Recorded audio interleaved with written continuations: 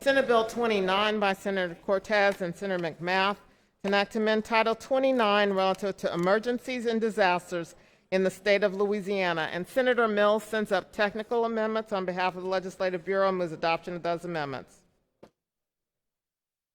Without objection. Without objection. Senator McMath. Thank you, Mr. President, members. It's all been very difficult over the last 9 months or so, dealing with something that we've never had to deal with before, or at least for the last 100 years. And there's been growing sentiment, at least in my district, that the legislature isn't doing enough, or maybe not have the power or the authority to properly aid in this emergency order and the restrictions that then follow that emergency order. The Senate President and myself have given this a lot of thought and have tried to nail down to the root of the problem and what's been most frustrating, and that's been a lack of communication. On a lot of times, it's been difficult to get answers. It's been difficult to hold the executive branch accountable at times for the information that they are considering in these extensions of these emergency orders, which is why we have authored this legislation. So let me just run through the details as to what this does. So this establishes a Legislative Emergency Declaration Review Committee. The makeup of the committee is 5 members from the Senate, 5 members from the House, all with intimate knowledge in an emergency health declaration. So we have they have the Senate President, the Speaker of the House, Speaker Pro Tem, Senate Pro Tem, the Chair of both the House and Senate Health and Welfare Committee, as well as a member to be appointed by the Senate President and the Speaker. The Senate President has indicated, and I believe we have an amendment offered by Senator Cathy that would urge the Senate President to appoint the Chair of Homeland Security, which in this case is Senator Milligan, we are all under the appreciation that he has done a fantastic job and has intimate knowledge in the emergency orders and what's necessitating those orders. So the committee is comprised of members that have hands-on experience with these emergency declarations. Upon a renewal after 30 days of the originally declared declaration, the governor would be required, the executive branch would be required to provide to the committee within 7 days of that renewal, reasons for the renewal, the duration of that renewal, and a plan of action. And I think this is very important for all of us to wrap our heads around. A plan of action that would deal with the crisis necessitating the emergency order. There's also some language in here that requires the executive branch to notify the Chief Justice of the Louisiana Supreme Court. We have amended current law and authorized the legislature to terminate the state of emergency by majority petition signed by both chambers. Currently, Louisiana is the only state where it takes one chamber of the legislature by majority vote to override an emergency order. This brings us into a more consistent posture with the other states in the United States. So if I could describe this legislation in one sentence, I think it mandates legislative oversight of emergency orders. I think that's something that this executive branch and probably other past administrations have openly acknowledged that maybe they don't have to share information and provide reasoning. They're not required to. Well, this bill, if passed, would require that, and would give the legislative branch a seat at the table. I know that there has been some frustration with maybe the fact that some people see that this doesn't give the legislature an up or down vote on a renewal. I would like all of us just to acknowledge that by requiring the administration to come before us, seeking a renewal, and having the ability to ask questions to not only the governor, but his staff, his epidemiologist, and drill down on the information that is being used to determine a renewal of an emergency order is extremely powerful. Oversight is extremely powerful. It's also acknowledging, and you can tell a former civics teacher drafted this because it acknowledges, it honors, and it respects the principles of separation of powers, which for all of us as legislators, I hope we can understand that. So with that, I'll take any questions at this time. Senator Barrow, did you have a question? Okay. Senator Luno, do you have a question? Senator Luno, will you allow us to take up some amendments first? Okay. Let's go ahead and take up the amendments. Amendments sent up by Senator Kathy. They are set number 164. 164. Senator Kathy.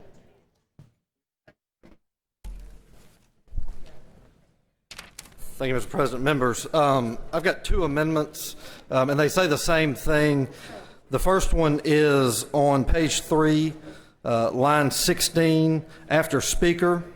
It says you insert who should have experience as a chair of a select committee addressing the response to emergencies and natural disasters, declarations of the Federal Emergency Management Agency, and coordination between Louisiana's National Guard, local and state law enforcement agencies, and state departments.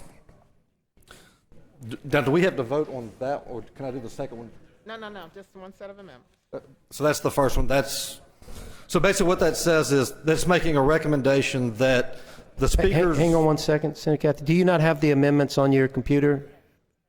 Senator Smith, I saw you had a point of order. Senator... Oh. Yeah.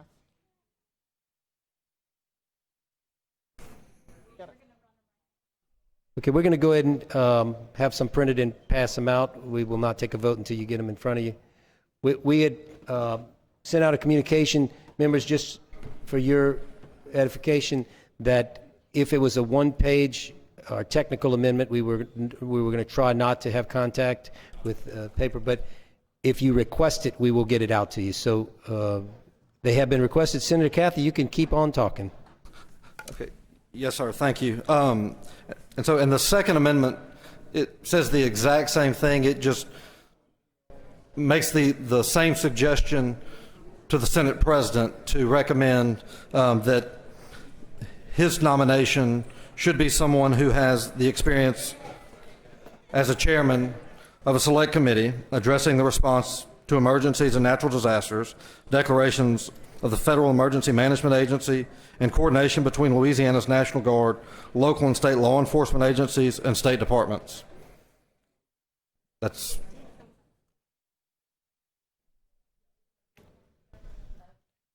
Senator Carter has a question button. Is that on the bill or is that on the amendment? It's on the bill? Okay. Any questions on the amendment? Has everybody received an amendment or not yet? No.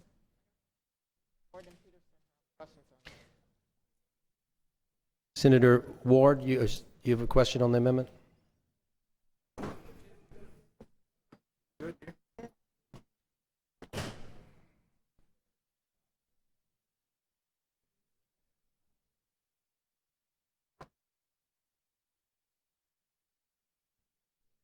Thank you, Mr. President. Senator Kathy, I think we all agree whoever gets appointed needs to be experienced. It's a pretty detailed criteria. What if there's no one in the body that meets that criteria? Is there some fallback for that? Look, this is the straight definition. This is a should have. This is just making the suggestion. This does not direct to, this is just making the suggestion. So the president doesn't have to do this, it's just making the suggestion that the person should have these qualifications. Okay, so the speaker or the president can... Doesn't have to follow this, we're just saying Doesn't they have to. should have these qualifications. That's all we're saying. Okay. Got it. I think I understand. Appreciate it.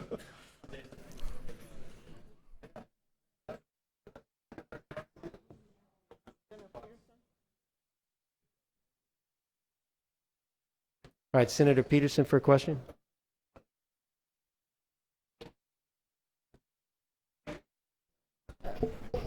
Thank you. Senator Kathy, I guess the question I have is, at what point do you stop with recommendations to the leadership with respect to subject matter, jurisdiction, and committees? First of all, this is not a standing committee. Homeland Security is not a standing committee, number one. And many of the things that come for Homeland Security comes under one or more of the standing committees. So I don't think it's appropriate to have a non-standing committee on this particular committee. That's my opinion. Secondly, because I'm chairing municipal and local. Every local government in a recovery zone or a federally emergency, one of those impacted areas could arguably be eligible. And one could say, well, that committee's leadership should be apprised of anything that the executive branch is doing as well. So once we get to appropriations, finance and appropriations, and then we have health and welfare because of a pandemic, right, or the healthcare system, where does it stop? Where does it stop? And this is not a standing committee. So help me understand why this makes sense. So, because transportation, for example, every time there's a hurricane, every road is impacted, and arguably the chair of the transportation committees would want to be apprised on a regular basis. right. So the logic behind the amendment, and the recommendation that the chairman of Homeland Security should sit is that they are more so than anyone else in this body is engaged on a regular basis during an emergency. And so just to continue the dialogue and to have the continuity of government for us. Now look, and I understand your concerns, and I understand that there may be some other concerns from leadership. So with that, I'll withdraw the amendment. Okay, thank you, sir. Amendments are withdrawn. Next Next amendment. set of amendments are sent up by Senator Barrow. They are set number 173, set number 173.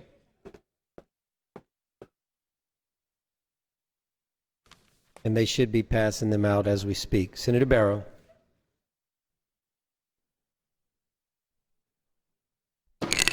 Thank you, Mr. President and members.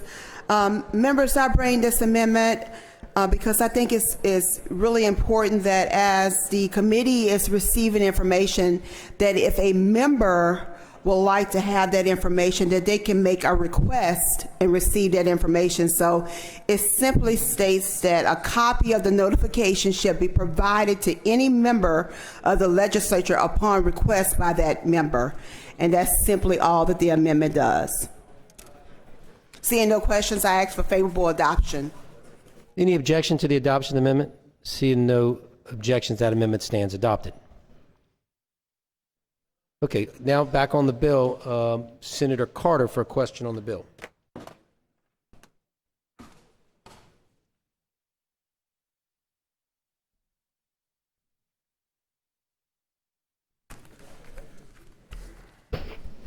Senator,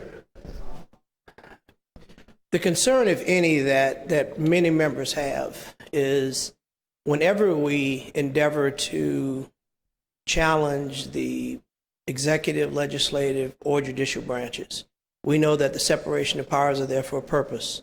And we know that fundamentally develops our system of checks and balances. It's a very slippery slope when we attempt to endeavor into the constitutional given powers of either branch. Would you agree? Yes. So the bill in its current form that asks that we get a report, I think it's fair that members should have the opportunity to know what's going on. I think it's fair that we have the opportunity to know the depth, the breadth of what's going on with a declaration of emergency. I think it's fair that members would want to be able to offer input. And under the current bill as presented today, the bill says that the governor will give a report of the activities. I just want to be on record as to say that we should be very careful in recognizing that the separation of powers is done for a reason. The recognition of certain constitutional rights given to certain branches is done for a reason, and we should honor that. In our effort to get more information, to be more inclusive, to be a part of the process, to at least be able to see and hear, I support that, and I'm prepared to support this measure today. However, if we start to go too far into this, where we delve into threatening those constitutionally given powers, then I think it's dangerous. Would you agree with that? I would, Senator. And as I stated earlier, I think that this instrument, as written, respects the separation of powers and doesn't infringe upon the executive. Okay. Thank you. Thank you for your comments.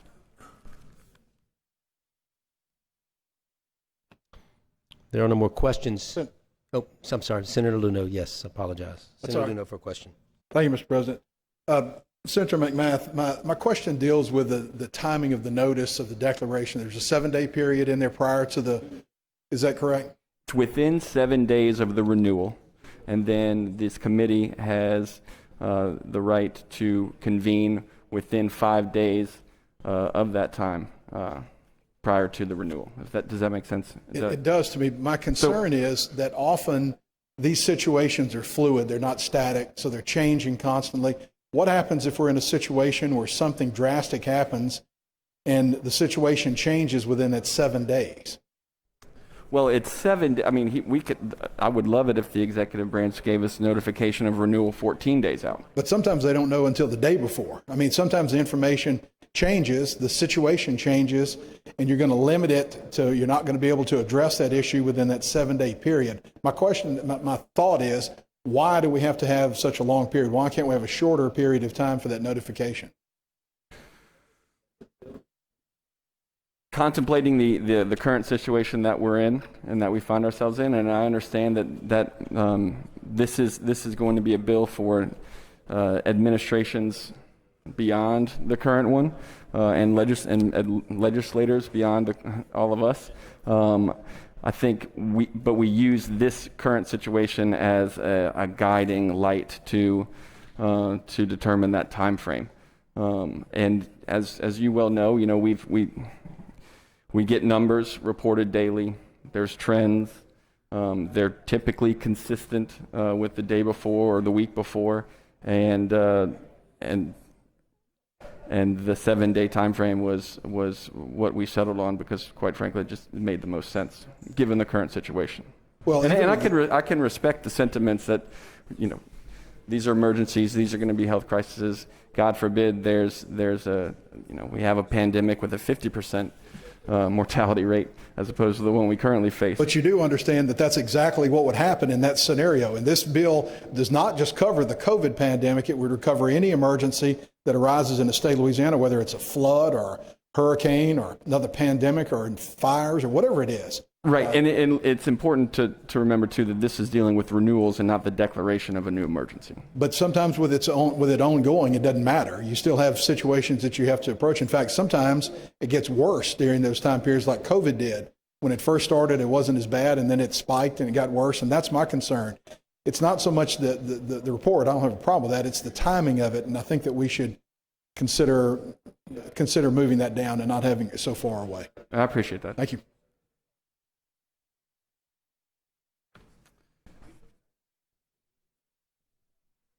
Thank you. Seeing There are no other questions. To the floor on the bill, Senator Milligan.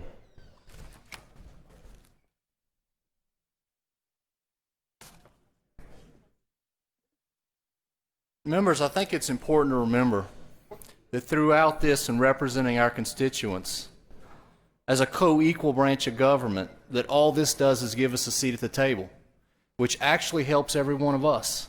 Because throughout this process, we've not had a seat at the table. We've not had a say-so. We have gotten information in some cases 7 minutes before it went live. The plan with this is that we can all come to the table and have a communication, a discussion, to be able to go back to our constituents and say we played a part in that. The plan is for the executive branch to come to us and say, here's what's going on with the latest data, which, oh, by the way, is sometimes hard to get. And I can tell you, I have fought hours to be able to get information to give to you guys. And I can tell you, as a member of a select committee, there's a big difference between a chairman of a select committee and a chairman of a standing committee. I can tell you that. I can share firsthand experiences with that. This right here, this plan allows the governor to come sit with us or a member of his team and bring all of the people who make that decision or help him make the decision to share with us. And I'll tell you, it's very well needed.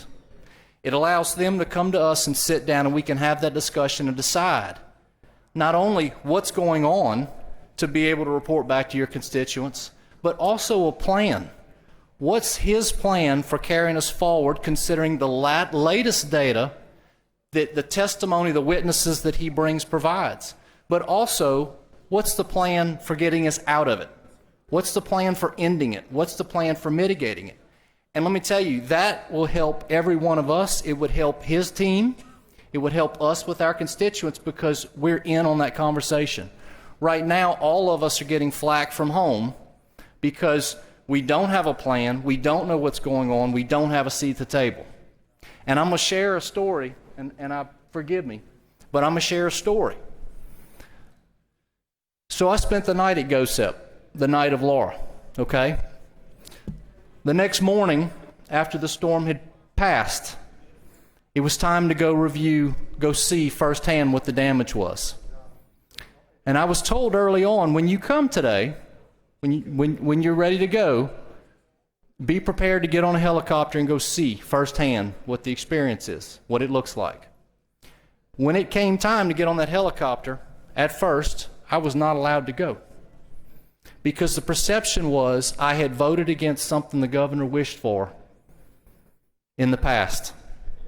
And when I set the record straight, said no, I had not voted for or agreed with, magically a seat on that helicopter opened up. That's politics. We're not here for politics, not in a disaster, not when our constituents' lives and businesses are at stake. All this bill does is say, as a co-equal branch of government, we deserve the right to know what's going on. You deserve the right to know what's going on. Your constituents know what's going on. We don't have that right now. This is a separation of powers. It doesn't infringe upon that. It could have been worse. We could have written something worse. But in this case, in respect for the executive branch and their powers, all we're saying is give a co-equal branch, this legislature, the ability to know what's going on, and let's sit down and discuss it together. And so with that, I'll yield. Thank you, Mr. President. Thank you. Senator Peterson for the floor.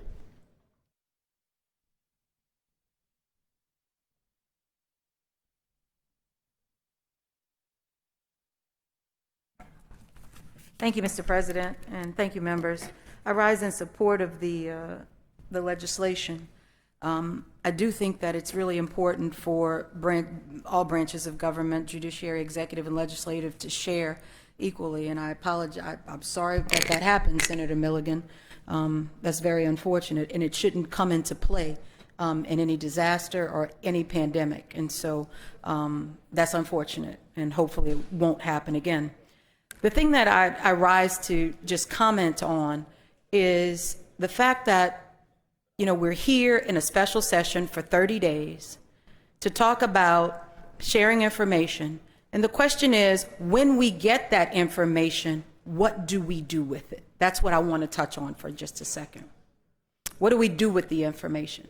So the argument has been that when you share data, we need the data, and the data is going to impact our behavior. One would assume that, because we've got to have information, we've got to have data. Well, to me, today, the governor has been receiving data from the White House, from the CDC, from the infectious disease experts, and yet we ignore it. So when information, as limited as it may be for some who argue it's been limited, it's being shared daily.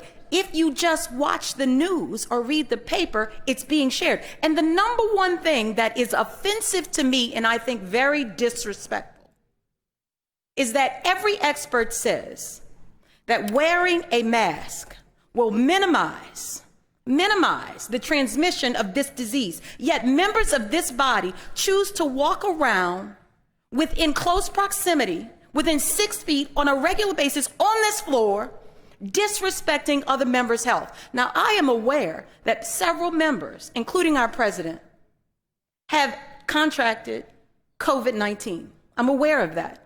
And the likelihood of them getting again, based on experts, is minimal. Yes.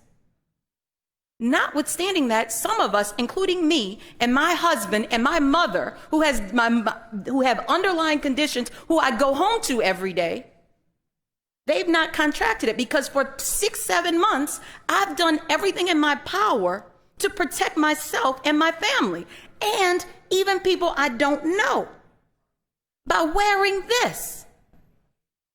Now, those of you who have asthma or breathing problems or other things like that, I understand. But why is it so hard when Dr. Fauci, Dr. Birx, Dr. Redfin, whatever from CDC, everybody in an administration run by a party that I'm not a member of, they say that's what we should do to get out of this pandemic and to make sure that we don't have to come here for 30 more days and continue to address these things? Why do we have to be disrespectful of one another? Because that's fundamentally what it is. It's not about rights. It's not about liberties. It's not about freedom. It's about respecting the people that are your health, the public health and welfare of individuals that you are surrounded by. You can laugh, but it's not funny. And I have to come here in a public building to public meetings, but yet when I go to Walmart, or if I go to Whole Foods, or if I go anywhere else, they say, do not come in the building without a mask. But the president has recommended, as far as he can go, only so far, and asked you, if you're not speaking, please wear your mask. I walked into committee yesterday, 5 people sitting next to each other, within 6 feet of each other, didn't have on masks. But we're here to address COVID. Help me, somebody. Help me, somebody. Lead by example. Your behavior will speak volumes to the people that we serve. This is a great bill. I joined Senator Carter. If it evolves to something more, challenging the separations of power, you probably will find significant opposition. But right now, no one's opposed. No one's opposed to more sharing of information. And if we can streamline that and encourage the governor, who's a member of my party, he can do better too. We can all do better. So let's all do better. The governor will do better, and we should do better too. Lead by example. Senator White, the floor on the bill.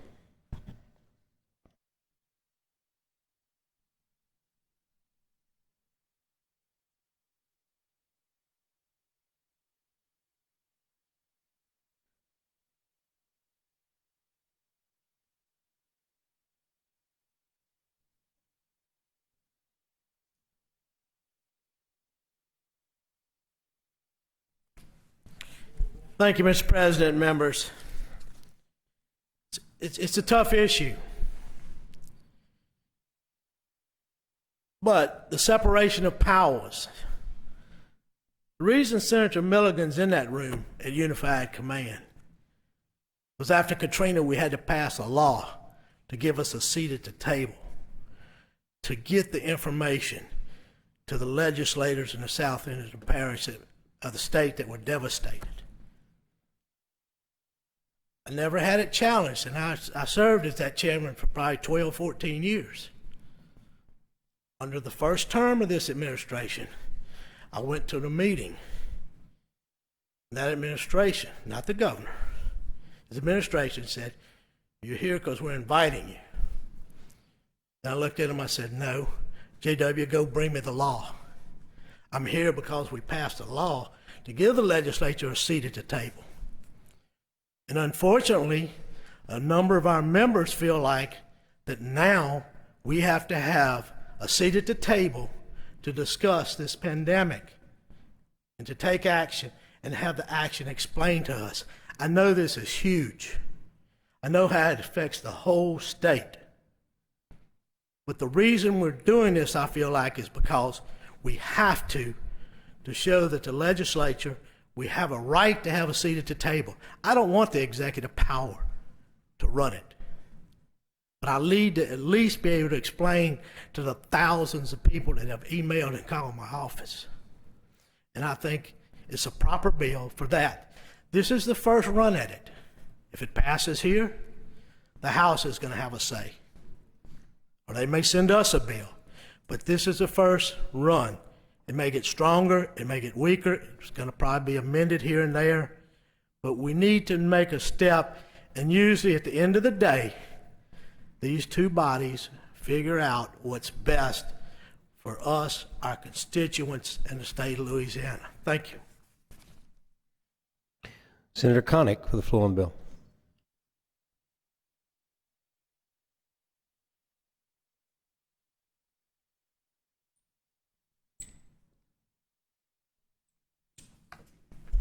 Thank you, Mr. President, members. What we're doing here is not unique. If you Google online, you go to NCLS, we have 27 states who have the authority, the legislative authority to go in and terminate emergency declaration after 30 days. The majority of those states require both sides, both the House and the Senate, to declare that it's over. In Louisiana, revised statute 29-724, it says either House or the Senate members, majority surviving members, can declare a state of emergency over with after 30 days.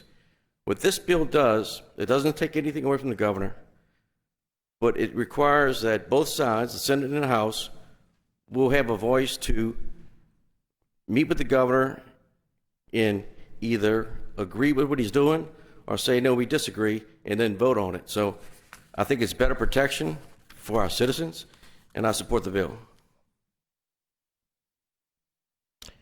There are no more members to the floor. Senator McMath, you have a right to close on your bill.